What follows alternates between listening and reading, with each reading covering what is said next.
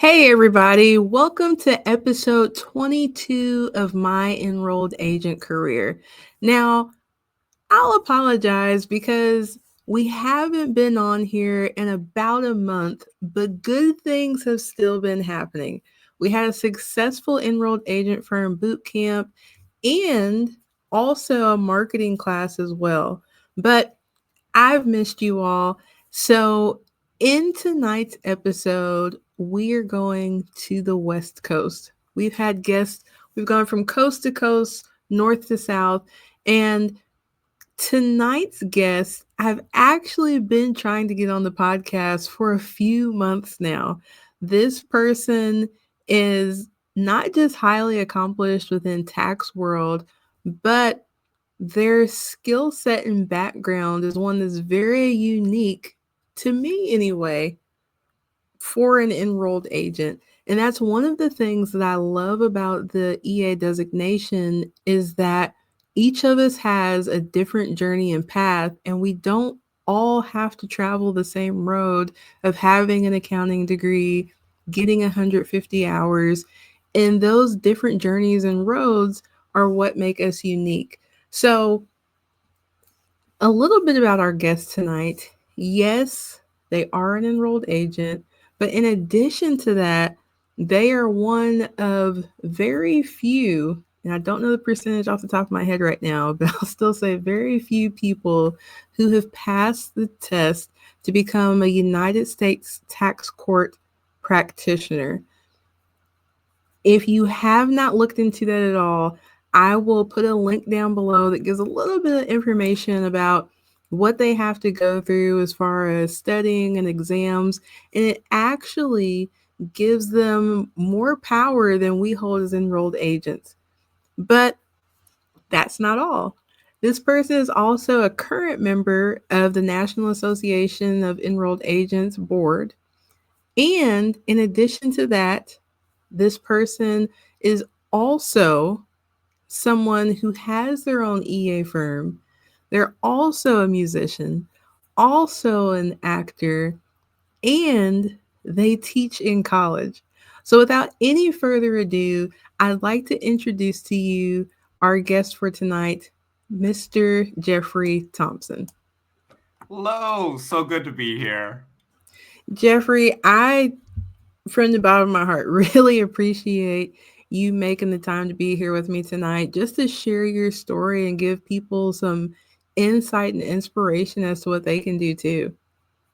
Yeah, I mean it's really funny. So you mentioned the fact that it's been impossible to book, and for the people who are listening, it's not because I'm a jerk and I'm just like, oh, I'm too busy. I'm like in France right now.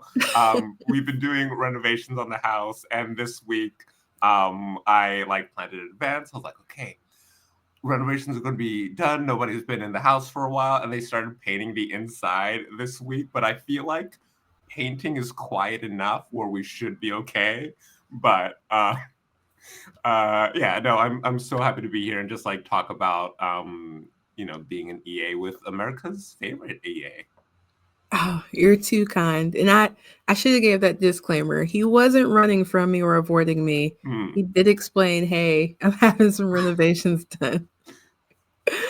But maybe I So, should pretend like I'm like way busier and say, yeah, you know what, you have to book me a year in advance. I'm so sorry.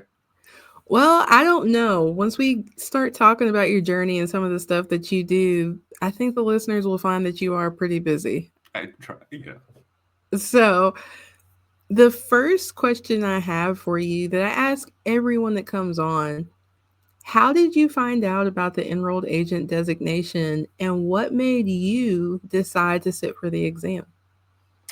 Well, I started my like tax business pretty scrappily. It was a side hustle. And I got my PTIN and I enrolled. California has the California Tax Return Preparer designation. So you have to take a test in order to, do taxes in the state. And in preparing for that, they review federal tax and things like that. And I saw the enrolled agent designation be mentioned, and that was my first inclination, like, oh, there's something more that I can do at some point. And you know, as I started having more clients, it became, you know, a thing where I was like, oh, if this person gets audited, I can help to some degree, but you know, also if they're not my client and somebody reaches out to me and they're currently being audited, I can't help. And I just wanted to never be in a situation where I couldn't help someone. Um, which you know, now in my profession, I'm like, it's okay that I can't help you. Let me refer you to someone else. But yeah, eventually, you know, I was just like, I just kept on seeing it. And I was like, at some point, this is going to be something that I both need to do and also really want to do. I love that. So, different people have different reasoning. But it sounds like yours was truly rooted in wanting to be able to help somebody Mhm. out. So yeah, with that, because I'm gonna I'm seeing a trail of high achiever here. You didn't stop there. Mhm. So, with the United States Tax Court Practitioner, do you mind explaining what that is and like how it's I don't think there's anything in between, but it's not just like a step above EA. Like you really went above and beyond there. Do you mind explaining what that is and Yes. what made you decide to sit for that exam? Yes. So normally, you know, you're dealing with an audit as an EA. You could do that. Appeals, collections, all levels within the IRS, EAs can handle. Now, usually during the appeals process, you will get a docketed like tax court case. So the, you know, tax court will just be notified and you have, you know, time to file a petition. Mhm. And the first time it happens as an EA, you will probably freak out because you're just like, I don't know how to file a tax. Am I going to go to jail? And also, don't do it yourself. Make sure you reach out to someone who can help you with that. But the thing about being an EA is that you're not a lawyer. And courts are courts of law. And in order to represent a client, you have to be an attorney. But the tax court is one of the only two courts that allows non-attorneys to practice. The other is you could be admitted to the patent bar, but the tax court allows non-attorneys to practice, but you need to pass the non-attorney exam, also sometimes called the tax court bar exam, which is basically the bar, but instead of questions about like criminal law and contract law, all the legal questions are tax questions. And then you also have to be familiar with evidence, ethics, and practice and procedure.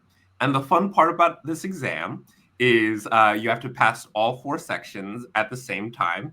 Super easy. And this test is only given once every 2 years. So there's a lot of pressure to pass because there aren't a lot of people who teach how to pass the exam effectively. And then on top of that, you know, even if you pass 3 sections and you just, you know, forget a couple evidence questions and you get a 65, you have to wait another 2 years and then you have to pass all 4 sections again. So the pass rate on average is about like 10%. 2 years ago, it was 6%. As of taping, I think it was exactly a week ago that people were taking this year's exam. Mhm. And you talk to those people, and they're just like, I have no idea what. There were questions that were coming out from nowhere. There's a 12-point question on this thing. I don't know. They didn't ask this question that they've asked historically for 5 years.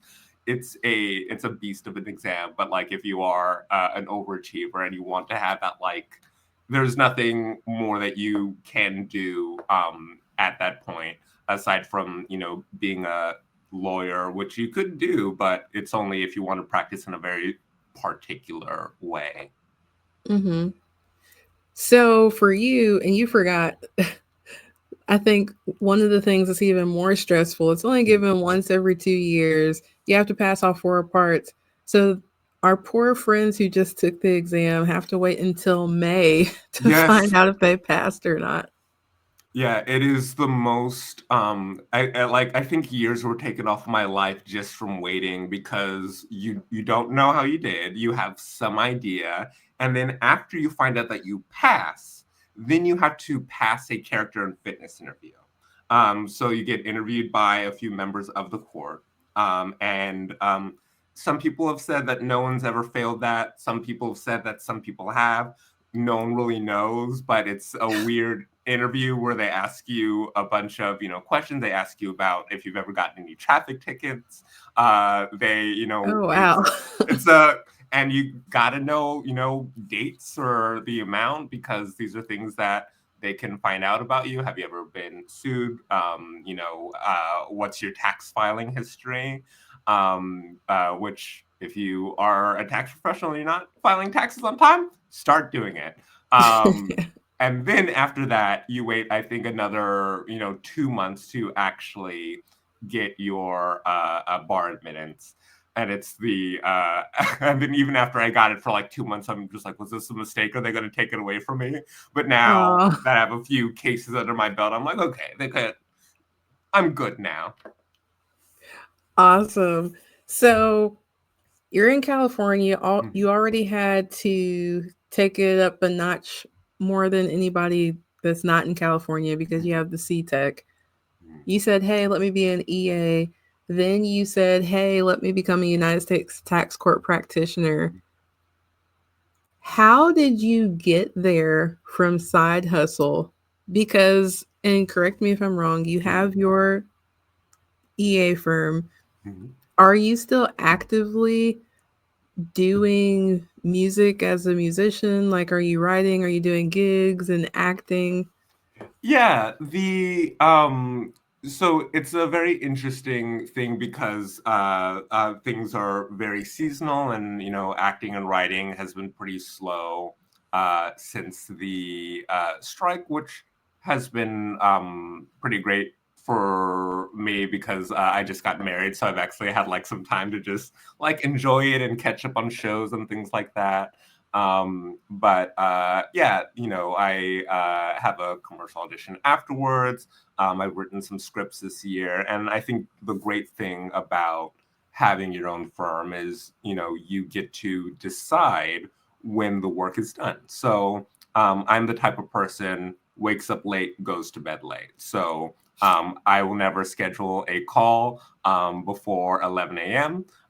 Because my brain can't explain S corps before like the coffee has like sunk in, right? Um, but with that, I will sometimes go, okay, I'm a little behind. I'm gonna take off early Tuesday, but I'm gonna work on Saturday, and that's great with auditions and things like that, where I was writing on a show called The Goldbergs for their last season, Oh, cool. and really fun experience, super funny people. And that started in May and then ended in February. So it was like the perfect time where I was busy, but not as busy as I normally am. But I would, during my lunch break, be doing tax work and like responding to emails and trying to get things filed. And then, the studio where I was working was very far from my house. And, everyone will argue that their traffic is bad. LA traffic is, that's going to be my one, like, LA is superior in that our traffic is the worst. Maybe New York, I would say, wins hands down. They don't even have traffic, they just have parking lots. But the I would stay late to avoid traffic, so I just be in the office for another 4 hours responding to emails and trying to get things done and hopping on calls. So running your own firm gives you a lot of flexibility, but I did basically have two full-time jobs at the same time. So sometimes it's manageable, sometimes it is a thing where I'm so busy and I'm just like, what have I done? I can't do all of these things. I have to quit something eventually.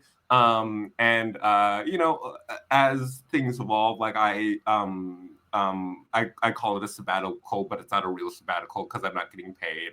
But I'm on like a 1.5 year break from teaching college, just because I was like, you know what, I can step back from this, and I can always go back and find a teaching job if my schedule opens up. But for right now, I really want to focus, on the taxes, and also have time for acting and writing. Cool. So, first, because I forgot to say it earlier, Mm-hmm. congratulations on passing the exam to Thank you. become the United States Tax Court Practitioner. Then, right after, congratulations on getting married. Thank you. Thank you. My most important accomplishment. You are surviving home renovation. So, all that lumped together. It was funny when you mentioned not taking a call before 11 o'clock. So, my thing is, I don't do calls before 10 because, like, it's just not my thing. Like, people Mm-hmm. be like, if you're going to seize the day, this is going to be your year. You need to wake up at 5 and that. It's never going to be my year if that's the Yeah, I'll case. be too sleepy to have it be my year. Yeah. And my first internship, I did the 70, 80-hour weeks in public accounting. I loved what I did, Mm-hmm. but I hated having to be there at 8. So that's one of the first things when I started. I was like, okay, I'm going to work from 8 to 5. And I was like, no, I'm not Mm-hmm. going to work from 8 to 5.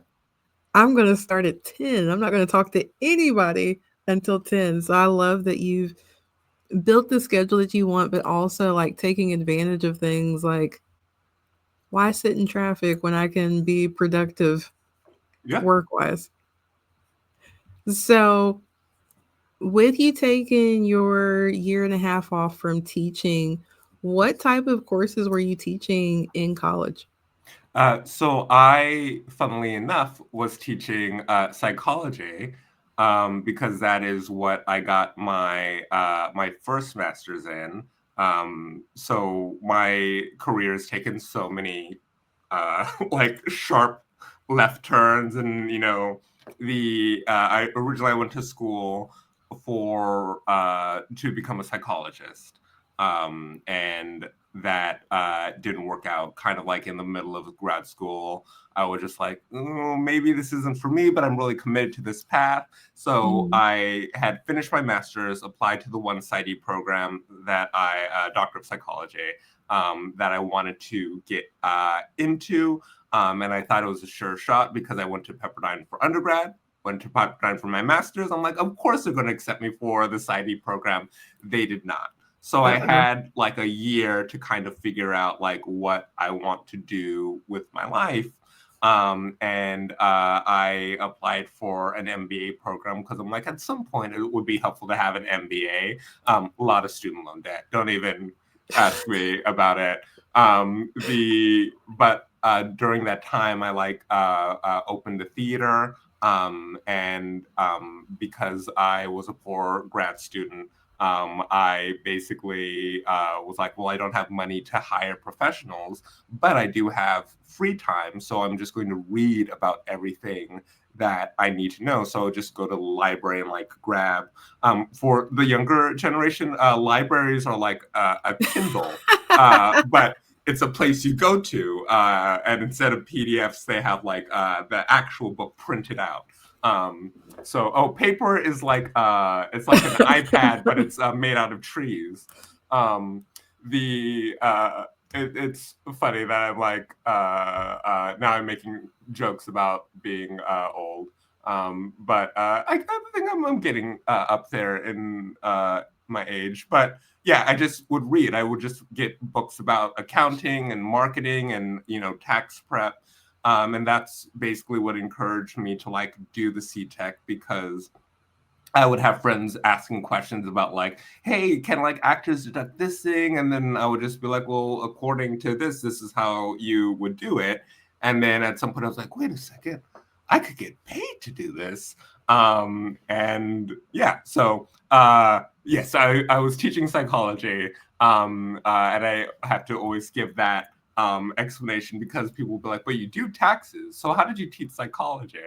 Um, Life. So I love it because, they are rebooting Reading Rainbow. But of Yes. course, I'm still like seeing LeVar Burton. But as you said that, so I grew up an avid reader. My daughter is an avid reader. She's 11, about to be 12. I still have video of her when she's like 4 Mhm. crying because she does not want to put the books back in the Dropbox because she wants to keep them. It's like, but you can Yeah. come back and get more. And she was like, but I want this one. So throughout elementary school, like her librarian loved her Mhm. because the librarian could get more funding to get books because my daughter would come and request books and like she was allowed to check out more. But bringing that back to Reading Rainbow and thinking of the theme song where you can go anywhere Mhm. and do anything, it was honestly like you taking the time to research what you needed to know as an actor that introduced you to taxes to be like, oh, wait, I can do this. And it still goes back to you helping people too. Mhm. So that's super cool and funny because my daughter is actually in middle school and a theater major at her school.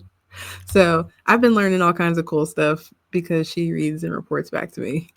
Yeah, I mean, the something I think about a lot is if I had been born at like a different time, it would have been so much more difficult because, Mm-hmm. we have the internet, and the internet's gotten a little bit worse recently when it comes to like looking things up. But it was like a perfect time where, you have all these great resources, which really make it easy to determine like how do I start doing this profession? How do I like get good answers and get good information?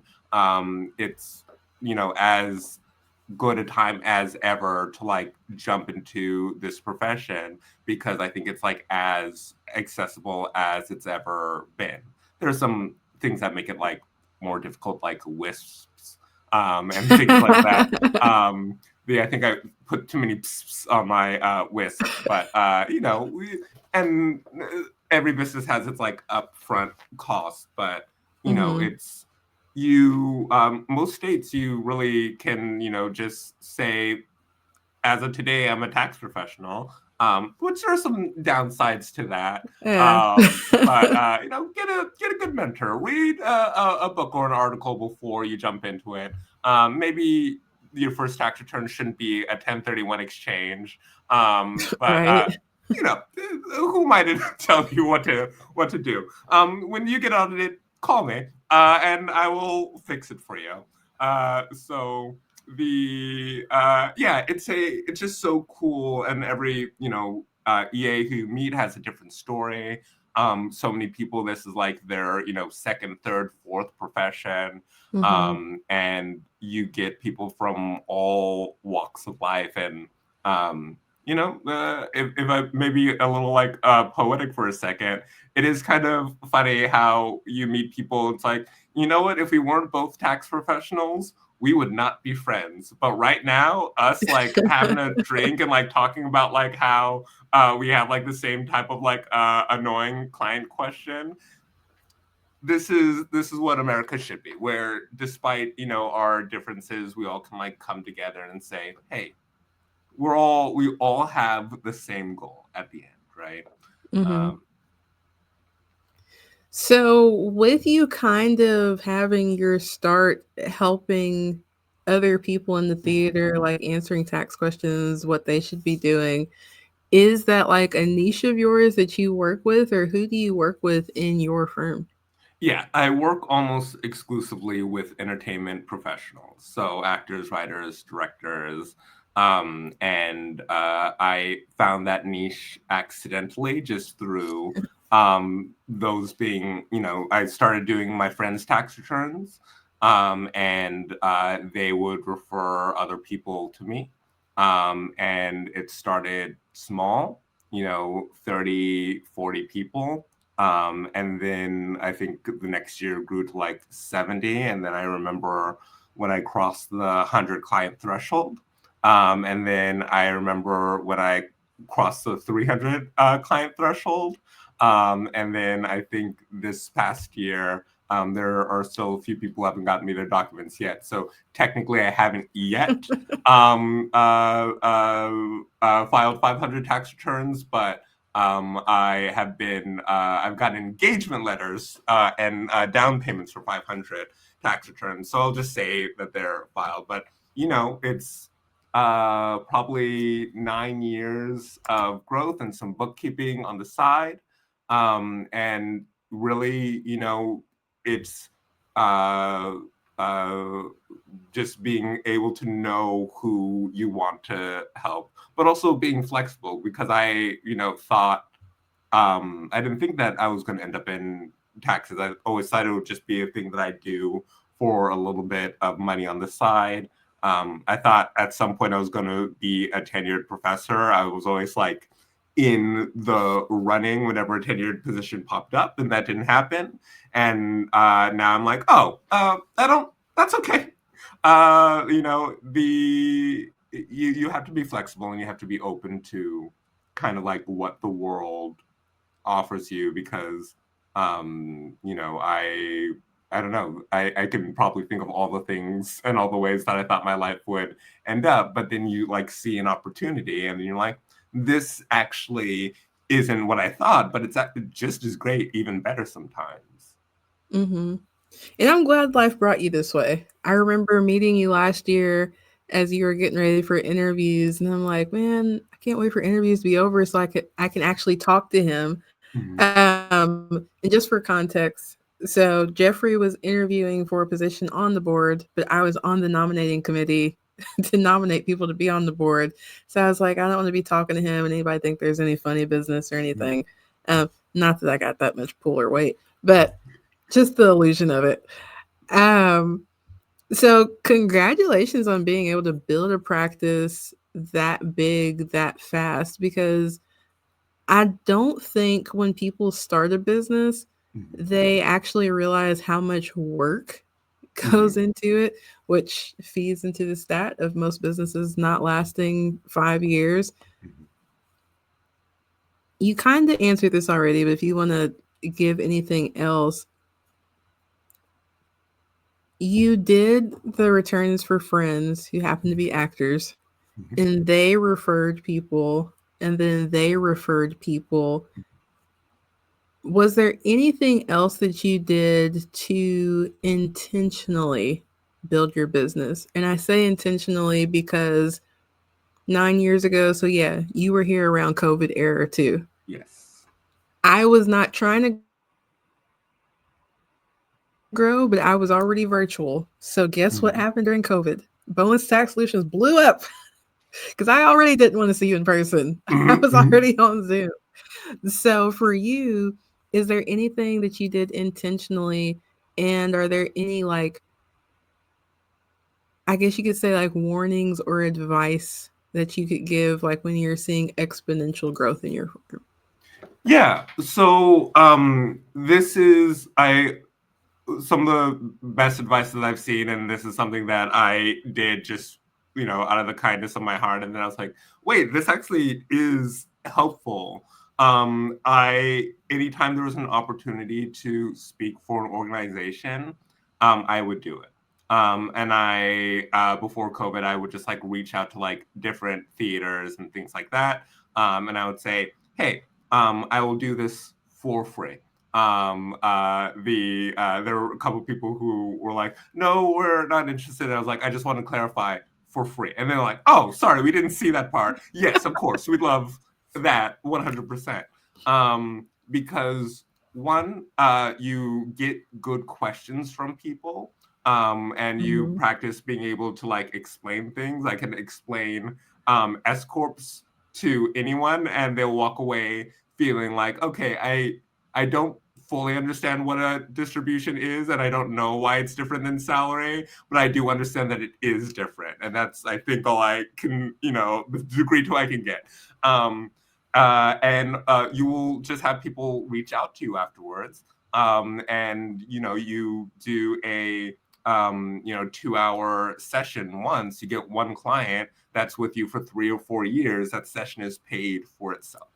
Um, the also around so LA has a weird business tax, and they will send people letters saying, hey, 2 years ago you filed a tax return with the state and you had a Schedule C and you have a Los Angeles address, so you actually should have filed a business tax, and here's an assessment of the tax due. We And have there's that this here too in Louisville, and it cripples people. it's the most upsetting thing, and I'm not sure if your city does it, but they will assume, I think they stopped doing this because people were getting heart attacks. They will assume what your gross income is based off of average gross. So they'll say, well, your business probably made $1 million, so you owe 30,000 in taxes, and people are just like, I am bankrupt. So I made $5. So I would post on Facebook, and I would post in every community group that I was a part of, and I would say, hey, here are the things that you need to know. This is the deadline. Please let someone know. If you have questions, you can also reach out to me. And then people just kind of associated me with like taxes.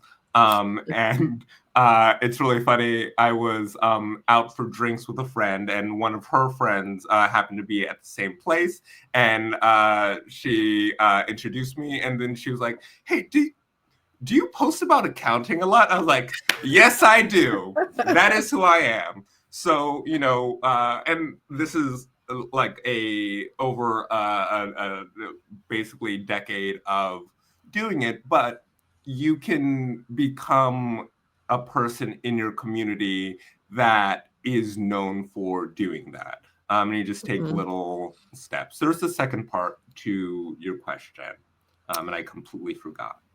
I'll ask the second part, but I want to piggyback off what you said. I think I think we're probably both in the middle of being millennials. So like on this side, we got people that only want to go to in-person stuff.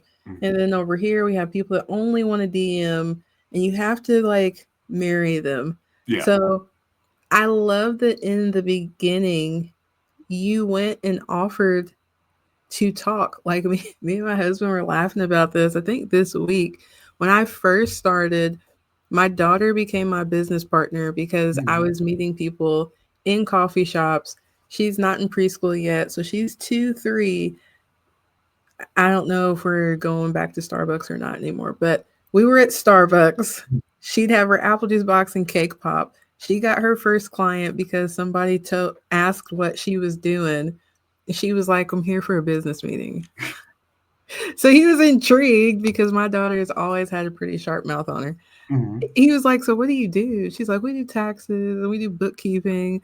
So I got a bookkeeping client. So she's my self-proclaimed client or business partner. But I didn't stay behind my keyboard. I went out and like I was working with insurance agents. Every Allstate, State Farm, Kentucky Farm Bureau insurance agent in Louisville knows me because I went to their offices. I didn't want anything. I was like, hey, I just wanted you to be able to put a face with the name. If you're having issues with chargebacks, whatever, feel free to book a 15-minute call because, like you said, I was able to take that information and their common questions and then make it content. So, Yeah. hey, I already know what you're looking for, which almost instantly put me a subject matter expert because I knew what they were looking for and I knew how to get in front of them at Yeah. that point. So, I love that you did that. And then it also kind of builds disciples, right? Because even if this person's like, I already have a tax person, but that Jeff guy that came in here, he Yeah. works with actors too. So, And like there's a funny but like sad thing that does happen where people will like you and then remember you, and then they'll like it's like the worst email to get, where it's like, hey, so my tax preparer died and I heard that you're great, and you're just like, oh my god, I'm so sorry, but also let me like put you in my portal, and like I'm alive for hopefully another 30, so you won't have to deal with this for a while. But when your name is out there, even if not now, and sometimes people's finances aren't where they want them to be, so they can't afford you, but people do remember you. So it also is great to just remember, like, maybe don't scream at a client when they tell you in like the middle of May that they're not coming back. It is frustrating when you send them 7 emails and they're like, oh yeah, I'm going to get you my documents, because people are just going through stuff. I've had to learn to like not take things personally, even though I still do, still working on it. Therapy is great, very stressful career. So, it's good to, talk to someone and just have someone go, hey, you are taking things a little too personally. But, you don't have to be inauthentic or fake. You don't have to, take stand-up classes and be hilarious. Really just like showing up for people as your authentic self, showing them a little bit of respect, showing that like you care about them. Because, at the end of the day, I know I could charge more. I know that there are ways of like squeezing every dollar out of every client. And at the end of the day, we are a business, right? So I think there's this balance between, humanity and being a business. And you have to like find that balance for yourself where, how much people make. And sometimes I'll just be like, look, I would normally charge for this, but I had a client who was like terminally ill, and I'm just like, and she was like, I need to file my taxes to like get on Medicare and I'm just like, don't even worry, like for as long as you need it, because once you also have that steady supply of clients, you can do a few pro bono. I think like the legal profession has it right, where it's like, yeah, like charge your full $7 million an hour rate, but also give back to the community in some ways. Then you could feel a lot better about charging, the mega trillionaire $7 million an hour, because you've also helped out some people in your community. Yeah, I love that how you explained it as like a balance between humanity and business, because that's a pitfall that I see people fall into. They're like, well, I want to help people. And I always share, one of my mentors told me, like, I have to make sure my plate is full before I can feed anybody Yes. else. She was like, not that you're going to eat all the food, like, you already have the heart to feed people. But if you don't have a full plate, you can't feed anybody. Yeah. And so I've created things within my firm, not quite the $7 billion price tag, but this is business, and it gives me the flexibility to work with people in those situations where I had a client where he had an adult son that died tragically, a special needs son, and then a special needs nephew. Then he had like hip surgery. He was like, we're working on it, we're working on it. But I was able to say, hey, I don't want our state to come seize your property or the IRS to get you. Like, let me handle it. But I was able to do that because I made sure like my plate was full. Yeah. And finding that, like you said, balance. It's hard. It's hard, especially when you work with people in your community. Because I can only imagine being a fellow actor, writer, and seeing fellow writers and actors struggling and be like, I still got to eat. But I feel for you guys because I know what you make or what you're not making right now. So, well, yes, you know Danny Lynn. So Danny Lynn was here on a previous episode, and I used to ask a question about work-life balance. She calls it work-life integration. So I'll let you hold that for a moment. I'm going to go back to the second part of the other question. Okay. So I had asked you, were there any warnings or advice that you would give to somebody if they see they're scaling quickly in their business? Yeah, I think one of the and this is, my however expensive MBA given to you for free. So take it.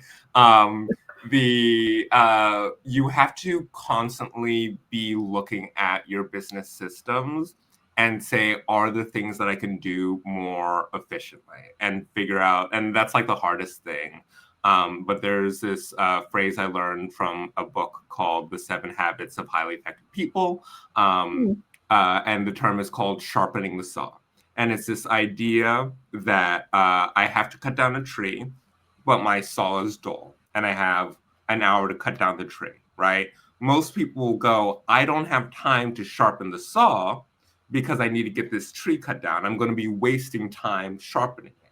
But if you actually took the time to sharpen the saw and then you cut down the tree, it's going to take much less time overall. And there are all these ways that we can sharpen the saws in our business. Hiring help.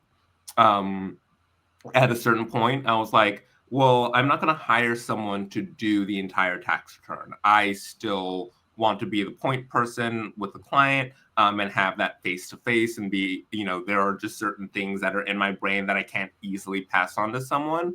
Mm, But I can pay someone to do the initial data entry, W-2s, 1099s, eventually 1099Bs, really get into get most of the stuff there, and then also be able to flag things on a Schedule C for me, where it's like, these are all round numbers. They, gave you, when you asked for mileage, they just wrote standard mileage rate. So I have things that I can copy paste into an email, send to the client before I even looked at their documents. And then I review, the data entry. But, paying someone a rate to do all that for me means that I can do more tax returns. Paying for a client management software so I'm not tracking the progress of a tax return in an Excel sheet. Being able to automate invoicing and things like that.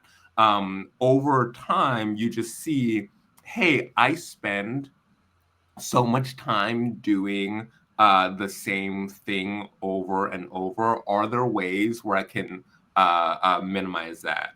During COVID, I realized that I was sending the same type of email over and over, and now I mm, have a document of things that I say all the time. So, for example, like when you're sending a tax return and you say, this is what you owe, this is what you're getting in a refund, and then there's a copy of your tax return in the client portal. I sent you your 8879s via DocuSign. Please sign those. Review the tax return, let me know if anything's okay. If everything's okay, I'll submit these. Also, for the amount that you owe, let me know if you want to pay those in full, or if you want to, like, I was just typing that 200 times, the same thing. And I was just like, I'm going to copy paste this and put it in a document. So every time I finish a tax return, bam. And that saved me, I'm sure, a few hours just over the course of the year. So you have to identify things and don't wait to implement those things. There's always a cost to doing so. But hopefully in being a tax person, numbers you're kind of familiar with. No problem if you struggle. I have to do calculations sometimes. I'll be like 17 plus 17. Nope, calculator. yep. So the why risk getting it wrong? But yeah, don't hesitate to do things that are going to help you run your business more effectively, and always, think about like what the next step will be, because you don't want to not be prepared. And also, be kind to yourself, because this year I got a lot of like bookkeeping cleanup clients, and they all popped up at the same time, Oh, literally basically August, September, and our deadline for Los Angeles got pushed back to October. So my September was what my March normally was. So I'm trying to go through years or like months of statements from oh my people, goodness. while also dealing with, taxes that I'm still behind. And I, prepared for this. I had plans, I had staff, but then I was having staffing issues where one of my employees was just going through life stuff, and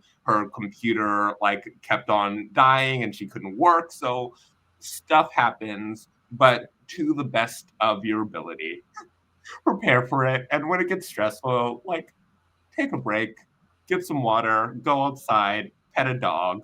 Because the other thing that I would do is I would say I'm too busy to take a break. I'm too busy to go and grab coffee with a friend, to take a shower, to eat right now. And I would get sick and I would get stinky, and I would be angry and no one would like me. And you get to the point where you're just so frustrated that every email is like a threat. Mhm. And you go, well, I have to answer it. Like I have 100 emails. I can't take a break. No, it's so important for your mental health, for your physical health, to actually take those breaks because you make fewer mistakes. You're a much kinder person, and you also work more quickly and more efficiently because you're able to actually focus. You have food in your stomach. You smell good. All if you take nothing from this, take showers. They're refreshing. It's nice to just have a moment where your brain isn't thinking about anything. It's almost as good as taking a nap, in my opinion. Baths, a little champagne, really, especially during the worst times of tax season, you have to have those little luxuries that allow you to get to the next thing. Otherwise, you will burn out, and so many of us, I think, burn out. Yeah, for sure. And while we have the convenience of having virtual offices, working Mm-hmm. from home, I think it makes it harder to establish those boundaries. Not even think. I've lived it. I Mm-hmm. know it makes it harder because I had days where, yep, I'm working upstairs in the loft. I'm going to come out of my bedroom. Haven't even gone down to get coffee yet. I'm sitting at my laptop, and now I'm upset with my family because I haven't had a chance to go do anything else. And now they want stuff, and no, it's 5 o'clock. And yeah, where did that shower go? Yeah. like, but yeah, super important to make sure that you make time to take care of yourself, Mm-hmm. which sounds weird. But you did lead me right into the work life integration. Mm-hmm. So you gave the advice always be looking at your systems, looking for ways that you can make your processes and stuff better. But that's just from the business aspect, all the stuff that you have to do, making time to go have coffee with that friend. I have a husband who is supportive during tax season, probably not a huge fan because they don't see me as much. Mm-hmm. So, with that, how do you have work life integration? Yeah, um it's a hard thing because I think a lot of EAs are very scrappy. We're the side hustling. Especially when you're going out and running your own business. It's we love what we do. I think it's harder to do this job if you don't. And it's very easy for it to become all encompassing. And I think, as you mentioned, if you work from home, it's even harder because it's the first thing I do, and I try to break myself from this habit, is I look at my emails because I need to know if there's a monster in the closet. So I look to see if anybody's mad at me via email, or if there are any emergencies. And I've been told it's a terrible way to start your day because you haven't even had a moment to breathe. There's no coffee in your brain. And for the longest time, I would just tell my friends, March through April, you won't see me. And this year, I try to do it a little bit differently. And I scheduled, 1 or 2 hangs a week, Okay. and made sure that I was not working on weekends unless I absolutely had to. And it was a bit of an experiment to see how I felt, how productive I was, and I was pretty surprised that like I was a lot happier and I was still as productive as I was previously. And part of it is also there's this great thing that my wife always reminds me of is like their urgency is not your emergency. She Mhm. has to like chant it to me like daily around like deadlines where I um uh you get the email and then you get like the follow up 8 hours later and it's like why don't do that. You emailed me at 7 a.m. And I had 50 other emails, so just give me a second. Yeah. And you feel this like need to like address everything. But I have been practicing like I know which things are emergencies, I know which things are not emergencies. Someone says they have a tax court petition that is due tonight. Okay, that is the thing that everything gets put aside. There are certain deadlines, there are things like that. But if someone, reaches out to you on April 15th, calling your office at 6:30 p.m. saying, I need to get my tax return filed tonight, if you really need the money and you really don't mind that like kind of like invasion on your boundaries, go ahead and pick up the call. But I would say no. And I would say, hey, call them the next day or respond the next day and say, hey, so sorry I missed your call. My business hours are this to this. I know that we just missed a deadline. Here is a solution if you haven't found someone to file your taxes yet. This is my ETA for tax returns, right?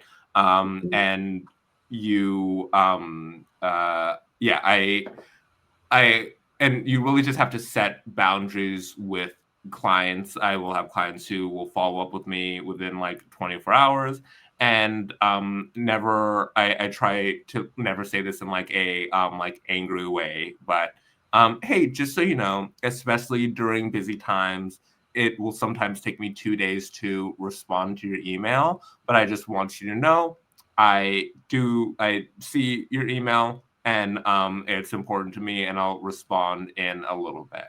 Um, the Also what I had to do earlier in the year was I can't even remember what happened, but I had like 100 emails and some emergency popped up. And then I just like emailed everybody and responded real quick. And I was just like, um, hey, this emergency popped up. I know that I haven't responded to your email, but I just want you to know that I have received it. I will be able to respond by this date. And no one was angry at me. Everybody was just like, cool, take care of yourself, right?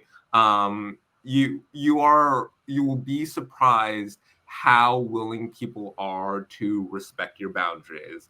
And then people who are not willing to respect your boundaries. I had a client who emailed me on Sunday asking to file an extension for him. The deadline was the next day. I assumed that he was covered by the LA extension, found out that he was not an LA client. This was a new client, so he hadn't properly given me all of his information. Filed the extension for him. And then he was like, oh, well, I didn't hear from you, so I filed it earlier. So I want a refund for the tax returns that you've already started on. I was like, no, look at my engagement letter. Try to take me to court. Hilarious Oh my story. goodness. But essentially, it was one of those things where I was just like, that is not a good client. And that doesn't reflect on me as a professional. I had Mhm. already reached out to him 2 weeks prior saying, if you want to file an extension just to be safe, we totally can. Right. So, and he never responded to that email. But on Sunday, the day before the deadline, he asked me to do it. I do it by the end of the day, and then he's upset because he did it an hour earlier because he couldn't wait for a response from me. But it doesn't matter because the extension was filed anyway. So like what truly was the issue? But there have been certain people like that. I had someone swear at me because I wouldn't allow him to take a $20,000 charitable deduction with no written evidence at Oh, all. jeez. His argument was, "I am the proof," and I'm like, that doesn't satisfy the code. So oh yeah, it's actually right here. If client says that they are the proof, then you can deduct it. The his argument was that he like went to his church and like dropped off like $500 every time, and I'm just like, that great, very charitable. You got to get acknowledgement. Yeah, use a tithe envelope next time. Yes, please. But yeah, there are I think a lot of the work-life balance just comes from like communicating, realizing that, there are just going to be days where not all your work is done, and there's a temptation to, you know, uh, it's the one more email thing. But then you finally answer that one email, and then seven more come in, and you're like, oh well, since I'm here, and then it's like 7:30, and Me. like you have like a full bladder and like an empty stomach. And you're just like, let me just work through it. It's the worst thing, and I've been practicing setting timers, where I'll set a timer, and then once that timer goes off, I finish the thing that I'm doing and I move on to whatever thing is next. But it's the only way to have like a work-life balance is if you create it for yourself, because clients don't know, and they should know, but like they don't know that like if they call you at like 9 p.m., your phone will ring. Even if it doesn't like actually ring, when you're doing the Wordle, you'll see their name pop up, and you'll just be like, what, why Why send, are you send calling me? yeah. But yeah, it's I mean, I feel like I could talk about that forever, because I feel like the past like few years have been like me.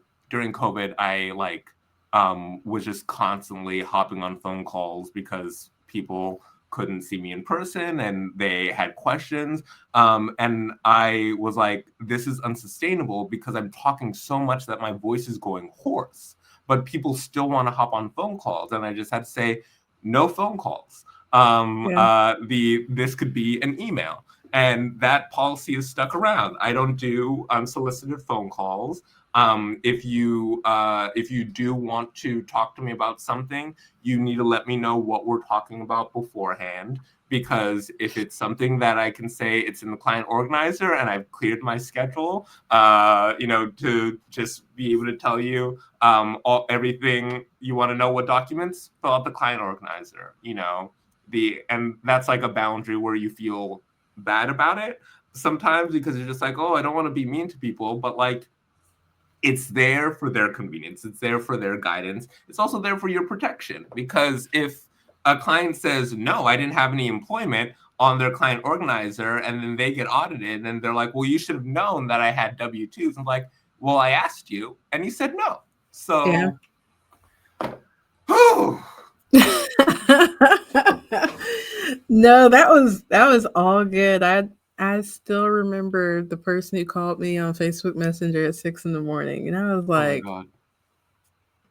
and it was such an email question. Mm-hmm. Well, first, let me clarify. I did not answer it. It did wake me up, but if I'm not scheduling appointments till 10, I definitely was not awake at No. 6. So my actual phone was ringing, and I'm thinking somebody died, like literally, Mm-hmm. because why is somebody calling me at 6 on Facebook Messenger? But they're like, oh, I didn't mean to bother you. I just had this quick question. And I was like, we're not connecting on Facebook. Who still has my real phone number? Because, like you said, you just have to create the boundaries for yourself, because Mm-hmm. until you say no, they think it's okay. Yeah. So, thanks for dropping those gems, Jeffrey. Um, Anytime. and again, like I said, I know that you have a lot of other stuff to do. Like you said, you still have tax returns you're doing in November. So, before we go, Mm-hmm. if there is one thing that you could change in your journey as an EA, what would that one thing be? I wish I had found community sooner, because I was so afraid. Like I was a self-starter. I did it myself. I was afraid of like, um, reaching out to people and just being like, I don't know how to do this, because I was like, they're gonna try to steal my clients or tell my clients that I don't know something.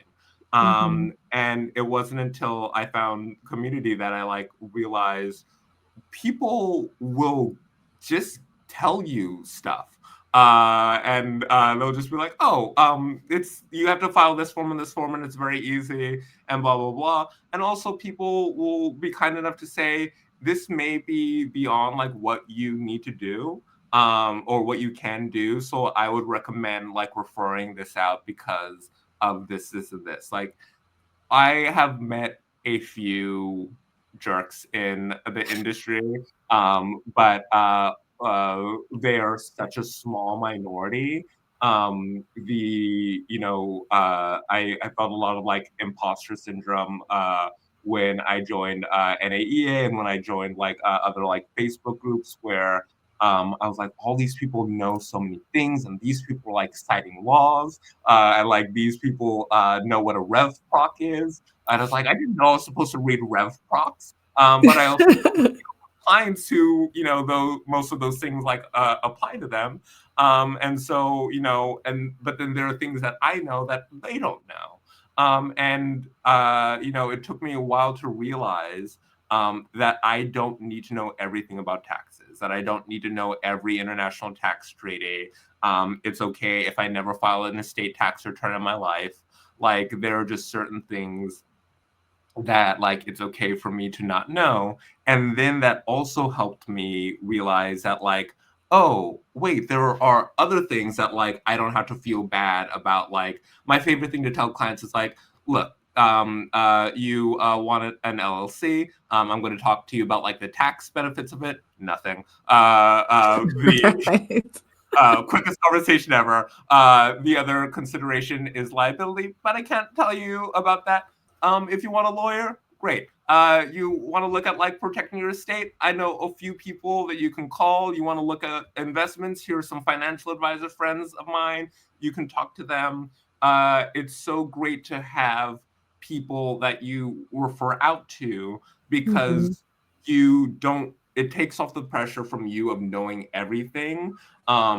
You can always like reach out to them if you have a question, and then they'll reach out to you. My financial advisor friend was like, hey, my client has this AMT question and I have no idea, and I'm just like, here's some quick calculations, here you go, because he does the same thing for my clients, and some of those lead to paying things, some of them don't.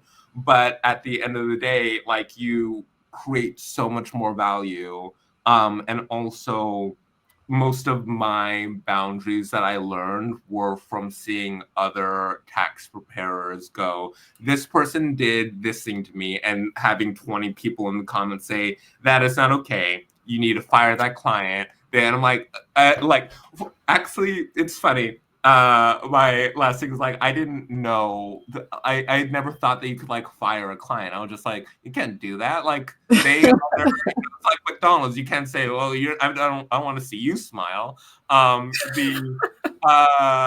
like really, once I like learned like, oh, I can rely on other people and I can talk to other people, and I have my like three like fellow tax professionals who I just like text them whenever a client does something absolutely insane to me, and then they'll be like, darn, that's real crazy, and they do the same thing, and I'll be like, wow, that's real crazy, and it just feels so good to feel seen, to feel supported. So if you are listening, and you haven't connected with other people, find a Facebook tax professional site, join, NAEA or any other tax organization, pay the dues, get involved, meet other people. I can't prove this because I haven't met other professions, but I think that we are so supportive, and we are probably one of the funnier professions because no one expects us to be Uh, funny, but I laugh so hard whenever I'm hanging out with other tax people. That's my one little regret that I didn't find more support and more community a lot earlier. that is great advice. And it's funny because I have people say community and mentorship, and I Mm. tell the listeners, I did not pay them to say that, but it's true. You are only like, it's just there's no price tag you can put on it. The Mhm. different people that you network with, whether you learn how to fire a client or what is acceptable, what's not. Oh, I can start my work day at 11 instead of 8. Mhm. Awesome. Thanks, community. Yeah. But again, thank you. And I also want to thank the listeners for tuning in and remind you as well. I always say there is community that is built organically, and then some community is paid. Like Jeffrey also mentioned, there are going to be things like NAEA where you have to pay the dues. So I'm going to take this opportunity to invite you to the free community, How to Start an EA Firm, which is at americasfavoritea.com. But if you're looking for more mentorship and technical classes, you can join the paid community. But that is all from us here tonight. I will see you all next week in episode 23. Thank you, Jeffrey. Thank you.